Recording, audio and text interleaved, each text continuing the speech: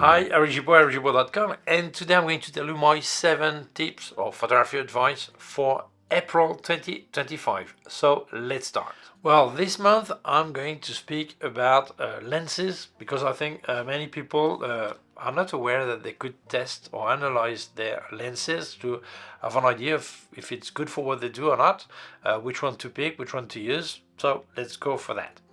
I don't know if you saw my review of the Fujifilm GFX 100 RF, and I was in the hotel in Prague, and I didn't have my target, the one I use for testing the lenses, because it's big, I cannot fold it, so I use a newspaper.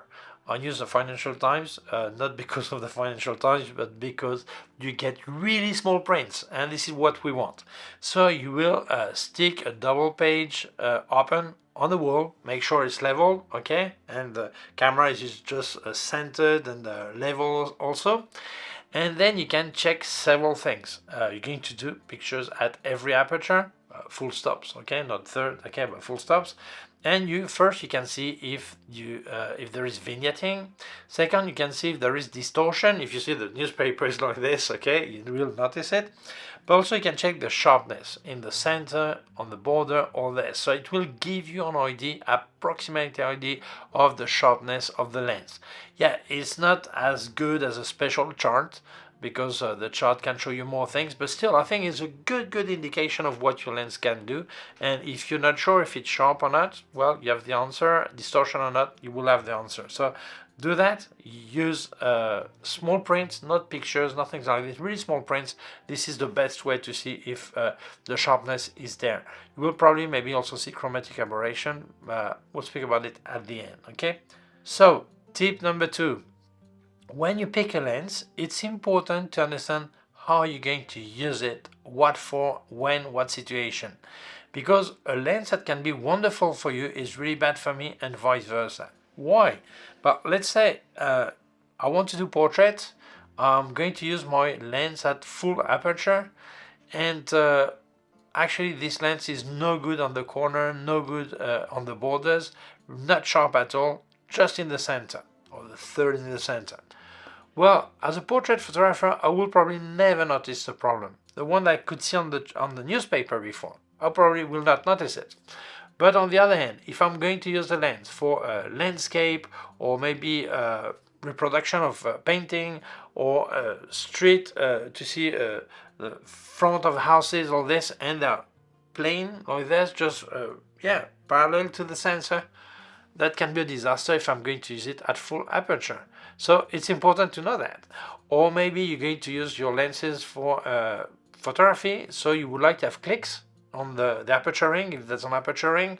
Or on the other hand, you use for video and you don't want clicks. So all this, you have to know that beforehand, because what could be great for one is no good for other, and vice versa. So it's important you know how you're going to use the lens and what for. That will really help you choose the right lens for the right job, okay? Well, for the right job. There's no right or wrong job, for the job you want to do, for the pictures you want to do. Tip or advice number 3. Let's speak about flare.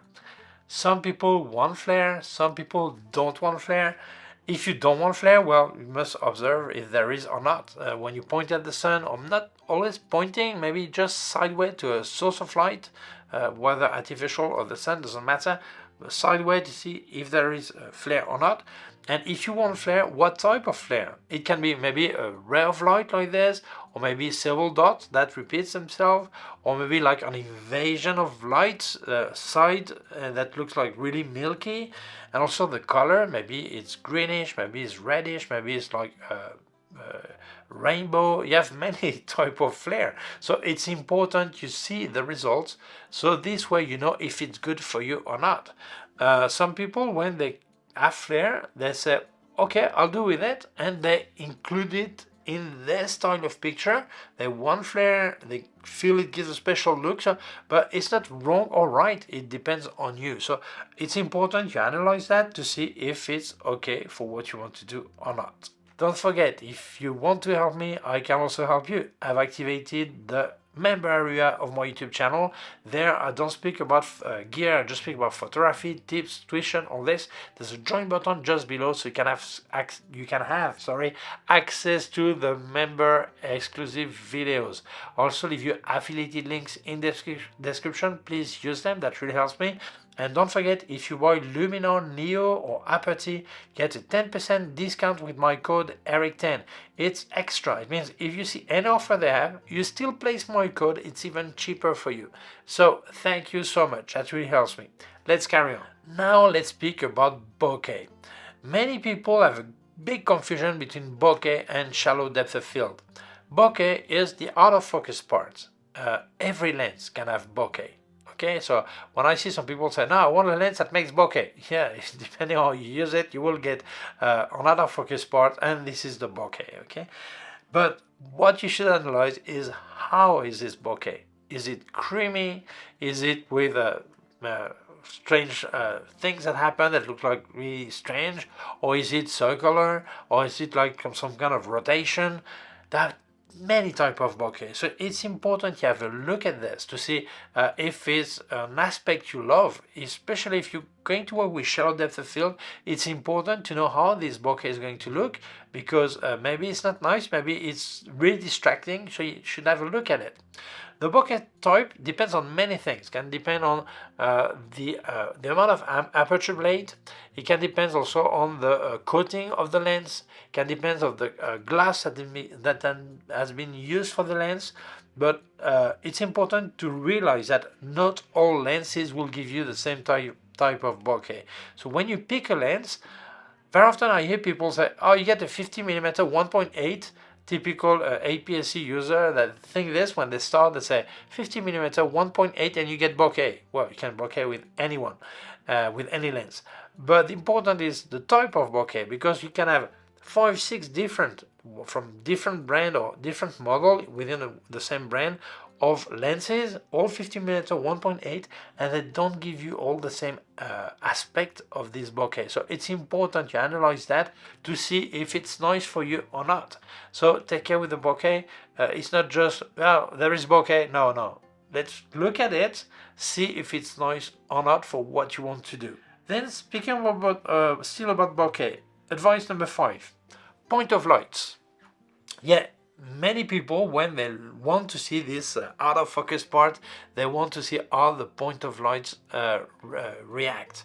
So you're going to make a picture nighttime better with many small light, and you make it out of focus and you analyze. You will see that depending on the aperture, the result will be different. But still analyze. They can be circular, they can be with small sides like this, because maybe even at wide aperture, the iris of your lens is not completely circular, so the point of light will not be circular. You can have cat eyes. What is that? Well, instead of being round, they like a small oval like this, okay? And this is a type you may like or not, so depending on what you do. So it's important to really analyze this point of light if you're going to need them in your picture. If you don't have this situation, it doesn't really matter, but otherwise it's important to know what aspect give your lenses, so when you pick a lens in your bag, you know which one to use depending on the situation. Advice number 6, sun stars. I'm not a fan of sun stars. It's not something I really look for, but many people love that. It means when there's a point of light, whether it's a sun, whether it's any point of light, it will make like stars like this.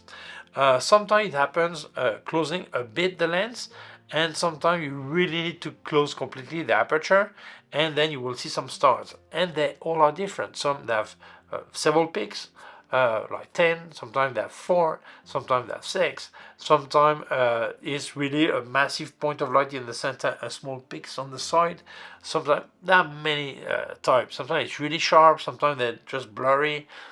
Check it, because if it is something you like, many people who do night photography, they love sun stars for street photography at night, and it's important that they look the way you would like to have them. So check them, because it's also another point here that it is important when you analyze a lens. Advice number 7, piece of advice number 7. Actually, I could make many more tips, but I think I've limited myself to the aesthetic look, the weight looks, to give you an idea, except when I speak about aperturing and things like this, but otherwise the aspect.